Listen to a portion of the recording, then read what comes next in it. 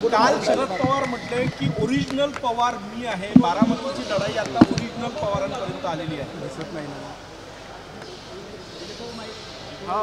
योग्य तेच बोलले। काय वाटतं बारामतीवरून? बारामतीत सुप्रिया सुळे यांचा विजय निश्चित आहे।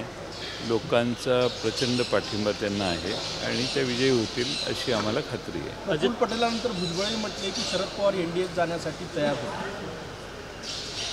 यांचे सगळ्यांचे प्रयत्न होते, ते तयार होते तर मग गेलेच असते ना। ते कधीच तयार नव्हते, हाच या सगळ्या मंडळींचा प्रश्न होता आणि पवारसाहेबांनी ती विचारसरणी स्वीकारायला नकार दिला। त्यामुळे आमचा पक्ष फुटला, पण पवारसाहेबांनी काही किंमत झाली तरी विचारसरणी बदलायची नाही ही भूमिका घेतलेली होती। अमित शहानी टीका केली, नकली काँग्रेस, नकली राष्ट्रवादी आणि उरलेली आता काँग्रेस आहे, त्यामुळे कसं पाहतो? एका पक्षाचे दोन तुकडे करायचे आणि आपणच त्याला एकाला नकली म्हणायचं। ज्यांनी फोडाफोडी केली त्यांनीच त्यात कोण नकली आणि कोण असली, खरं भारतीय जनतेला ठरवू दे, महाराष्ट्राच्या जनतेला ठरवू दे कोण असली आणि कोण नकली आहे। महाराष्ट्रातील जनतेने याचा निकाल घेतलेला आहे, तो मताच्या पेटीत आपल्या सर्वांच्या समोर येईल। Come, come, come, my love, please don't say no, baby. Come, come, come, my love. V-Guard के air coolers extra large cooling pads के साथ जो अच्छों को ठंडा करे। V-Guard air coolers, long lasting cooling. Ajit Pawar बोलले की बारामतीमधनं पवारांनाच निवडून द्यामध्ये कुठेतरी शरद पवारांचा वारस म्हणून ते स्वतःना प्रेझेंट करण्याचा प्रयत्न करतात। नवीन काही प्रश्न आहेत का तुम्हाला? टीका केली अमोल कोल्हे कायम घोड्यावरच असतात। सुजय विखेंनी टीका केली, अमोल कोल्हे कायम घोड्यावरच असतात, बैलगाडीच्या शर्यतीने घोड्यावरच पाहायला मिळालं। हो, ती बैलगाडीची शर्यत, गाडा शर्यत त्यांनी पुन्हा सुरू करण्यासाठी लोकसभेत चांगली कामगिरी केली आणि त्यांनी वचन दिलेलं की जेव्हा बैलगाड्यांची शर्यत सुरू होईल त्यावेळी मी पहिल्यांदा घोडी हे, आणि ती पद्धत आहे बैलगाडी शर्यती चालू करताना सुरुवातीला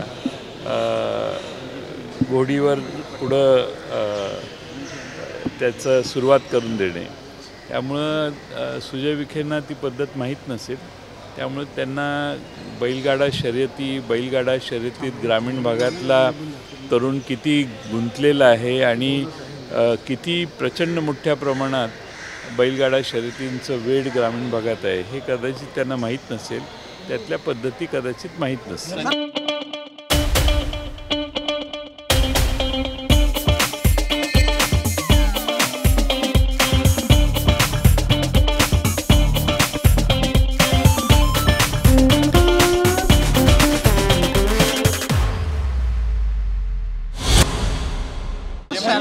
शरद पवार जाने वाले थे बीजेपी में।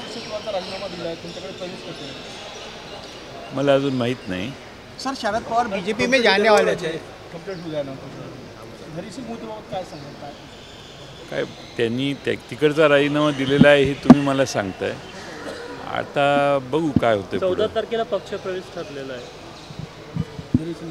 सर, तुम्हाला बरीच माहिती दिसते। सर, शरद पवार बीजेपी में जाने वाले थे, सभी जन कह रहे हैं, क्या कहोगे? और आप भी बीजेपी में जाने वाले की चर्चा। शरद पवार साहब कभी भी बीजेपी में जाने वाले नहीं थे।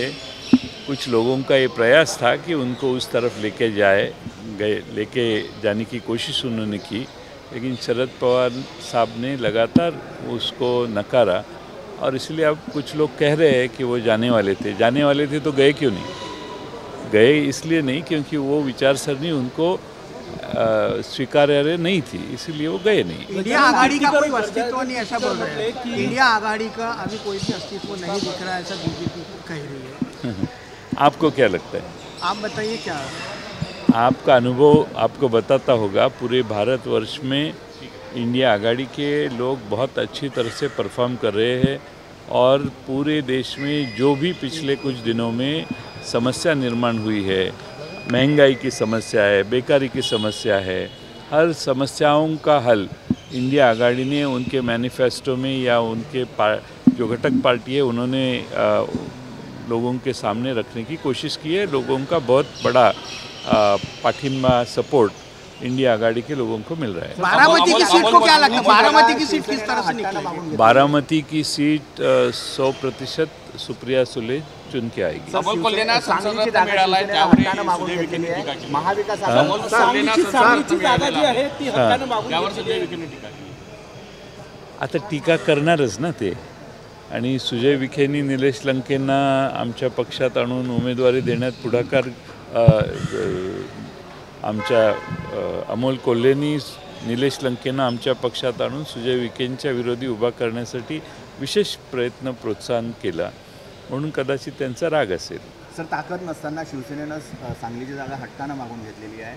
गेल्यावेळी पलूस कडेगावमध्ये नोटापेक्षाही कमी मतं शिवसेनेला पडलेली. महाविकास आघाडीचं नुकसान नाही होणार का?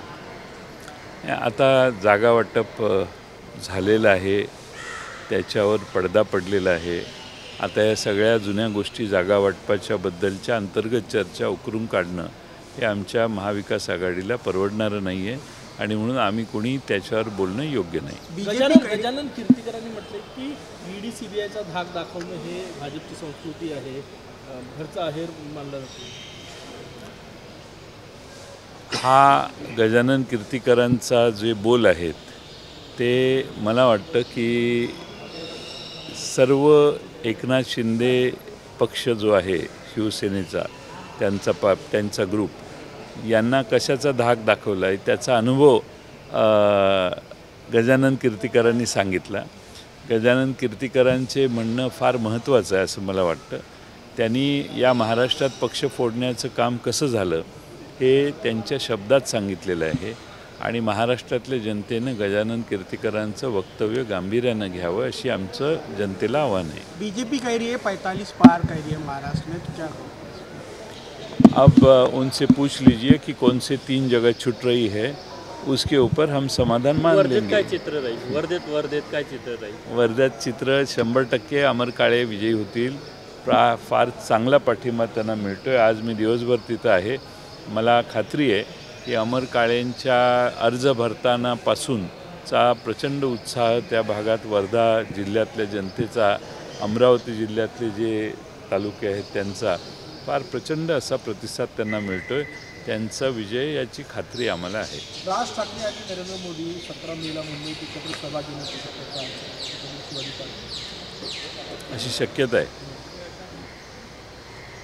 मला समाधान आहे की राज ठाकरेंची तुलना ही नरेंद्र मोदींच्या बरोबर आणि नरेंद्र मोदींच्या बरोबर बसण्याची ॲक्सेप्टन्स भारतीय जनता पक्षाने केला, याच्याबद्दल राज ठाकरेंचं अभिनंदन केलं पाहिजे. अजित पवारांनी असं म्हटलेलं आहे की फक्त भाषणं करून पोट भरत नाही, तर 10 वर्षात किती कामं झाले असा टोला त्यांनी सुप्रिया सुळे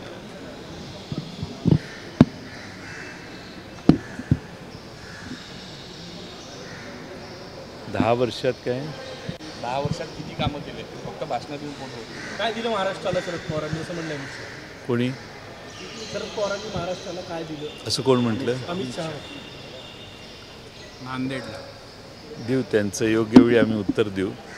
ते बोलले की लगेच बोलायची आवश्यकता नाही. योग्य त्या व्यासपीठावरून महाराष्ट्राला शरद पवार साहेबांनी काय दिलं हे महाराष्ट्रातल्या तरुणांना, महिलांना, महाराष्ट्रातल्या सरकारी कर्मचाऱ्यांना, महाराष्ट्रातल्या सगळ्यांनाच माहिती आहे, आणि म्हणून शरद पवार साहेबांना आज महाराष्ट्र मानतो. सुमित्रा पवार यांच्या प्रचार पत्रकावर आता राज ठाकरे फोटो चांगली गोष्ट आहे. म्हणजे राज ठाकरेंचा पाठिंबा घेण्याची आवश्यकता वाटते. त्यांचा फोटो छापला जातो आहे. मोदी साहेबांच्या बरोबर राज ठाकरे आता सभा करणार आहेत. या सगळ्या गोष्टी चांगल्या आहेत त्यांच्यासाठी, राज ठाकरेंसाठी. नागपुर में मोदी जी ने कहा था कि कृषि मंत्री रहने के बाद राज ठाकरेंना लोकसभेची एकही जागा, दिल्लीला जाऊन राज ठाकरे आले पण लोकसभेची एकही जागा नाही मिळाली. आता विधानसभेचं कदाचित आश्वासन असेल. सर, नागपुर में मोदी जी ने कहा था, कृषि मंत्री जो थे उनने किसान के लिए क्या कहा, और आज वो मुझे गाली दे रहे हैं, ऐसा उन्होंने सभा में कहा. गाली देने की कतार में अभी शरद पवार भी ऐसा कहाँ शरद पवार कभी किसी को गाली देते हुए पिछले 60 साल में हमने कभी सुना नहीं है. शरद पवार साहब कभी गाली नहीं बोला, गाली का शब्द नहीं. टीका टिप्पणी जिस तरह टीका टिप्पणी तो राजनीति में इलेक्शन के ज़माने में इलेक्शन का जब समय होता है तब अपने मुद्दे सामने रखने के लिए, और सामने वाले लोगों ने जो किया नहीं है, काम करने की जो अपेक्षा उनसे जनता ने रखी थी, उसके उन मुद्दों के ऊपर बोलना तो ठीक है, ऐसा मुझे लगता है।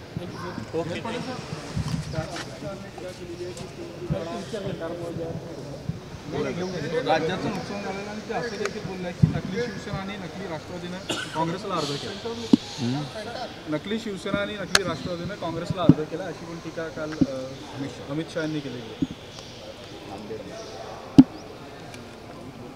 असं आहे की महाराष्ट्रामध्ये 2 पक्ष फोडले तरी देखील प्रतिसाद मिळत नाही.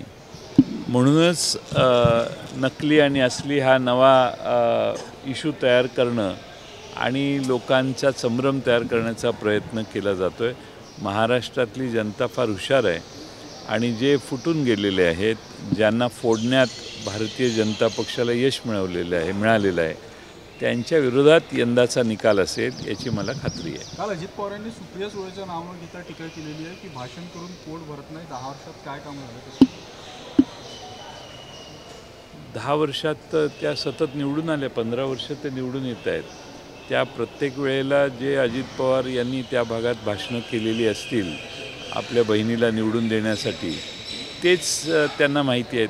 त्यामुळं मला खात्री आहे की भाषण करायचं म्हणून करत असतील ते, पण 10-15 वर्षामध्ये जी कामं केली त्या जोरावर तर सुप्रियाताई निवडून आल्या आणि यावेळी पण निवडून येतील अशी मला खात्री आहे.